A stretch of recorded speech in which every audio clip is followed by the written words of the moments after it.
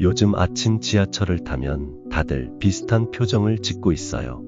핸드폰을 들여다보거나 창밖을 멍하니 보거나 무언가를 기다리기보단 그저 하루를 견디는 사람들 같아요.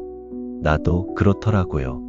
일이 끝나고 집에 돌아오면 불을 켜기도 전에 소파에 푹 꺼지듯 앉아서 한참을 아무것도 하지 않고 있죠. 마음은 지쳐 있는데 그게 왜 그런지도 잘 모르겠어요.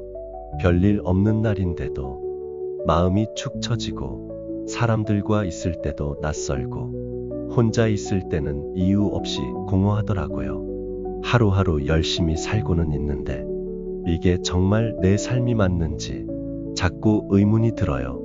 그래서 어느 날 조용한 저녁에 스스로에게 물었어요. 나는 지금 누구의 기준으로 살고 있지? 사실 저는 늘 괜찮은 사람이 되고 싶었어요.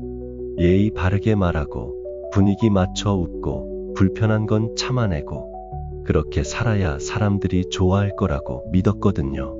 근데요, 그렇게 살다 보니까 괜찮은 사람은 남았는데 진짜 나는 자꾸 사라지더라고요. 심리학자 칼 융은 외부 기준에 맞춰 살아가는 사람은 결국 자기 내면을 잃는다. 그 말이 저한테는 경고처럼 들렸어요. 나만 그런 게 아니라는 걸 알게 된 건 어느 날 책을 읽다가 간디의 젊은 시절 이야기를 접했을 때였어요. 그는 한때 법정에서 말도 제대로 못하고 자신 없는 눈빛으로 남들의 틀에 자신을 맞추며 살았다고 해요. 하지만 그는 깨달았대요.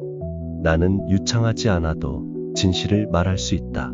그 순간부터 그는 남처럼 말하려 애쓰는 걸 멈추고 자기답게 말하는 삶을 시작했죠. 그리고 결국 수많은 사람들에게 영감을 주는 존재가 되었어요. 그 이야기를 읽고 나니까 남들처럼 말하지 못해도 내 방식대로 살아도 괜찮다는 생각이 들었어요. 조금은 조심스럽지만 그게 진짜 나에게 정직한 삶이라는 걸 처음으로 깨달았어요. 그런데 문제는 그동안 너무 오래 나를 잊고 살았다는 거예요. 좋아하는 게 뭔지도, 쉬는 날 뭐 하면 기분이 좋은지도 잘 기억이 안 나더라고요. 그게 제일 아팠어요. 남이 몰라주는 게 아니라 나조차 나를 외면하고 있었다는 거. 항상 괜찮은 척을 하느라 혼자 있을 때도 감정을 눌러왔어요. 이 정도는 참아야지. 괜히 울면 더 힘들어져. 그렇게 마음을 억누르다 보니 어느 순간 마음이 너무 조용해졌어요. 심지어 어떤 날은 기쁜 건지 슬픈 건지조차 잘 모르겠더라고요. 작가 루이즈 헤이는 감정을 인정하는 순간 우리는 비로소 자기 자신과 연결된다. 그 문장이 저한테는 허락처럼 느껴졌어요. 그래서 요즘 저는 작은 연습을 하고 있어요. 좋아하는 걸 좋아한다고 말하기, 싫은 건 싫다고 말하기, 눈치 보지 않고 하고 싶은 걸 해보기. 그게 나를 허락해주는 시작이더라고요. 버지니아 울프는 인간에게는 자기만의 방이 필요하다.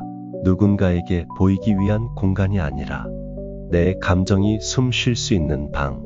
지금 저는 그 방을 만들어가는 중이에요. 세상이 뭐라고 하든 조금 부족해도 조금 느려도 내 감정에 솔직해지는 연습. 나답게 산다는 건 누구보다 멋지게 사는 게 아니라 나랑 연결된 삶을 사는 거라고 생각해요. 그게 나를 아껴주는 일이자 나를 회복하는 길이더라고요. 혹시 지금 이 영상을 보고 있는 여러분들도 비슷한 감정을 느끼고 있다면 그건 당신이 약해서가 아니라 너무 오랫동안 당신 아닌 누군가처럼 살아왔기 때문일 거예요. 살기 위해서 참고 버티고 잊어야 했던 감정들이 사실은 내 안에서 계속 나를 기다리고 있었던 거죠. 그러니까 이제는 이 말을 나 자신에게 한번 속삭여보면 좋겠어요. 나는 괜찮지 않을 수도 있어. 나는 지금 조금 슬플 수도 있어. 나는 지금 잠시 멈추고 싶다.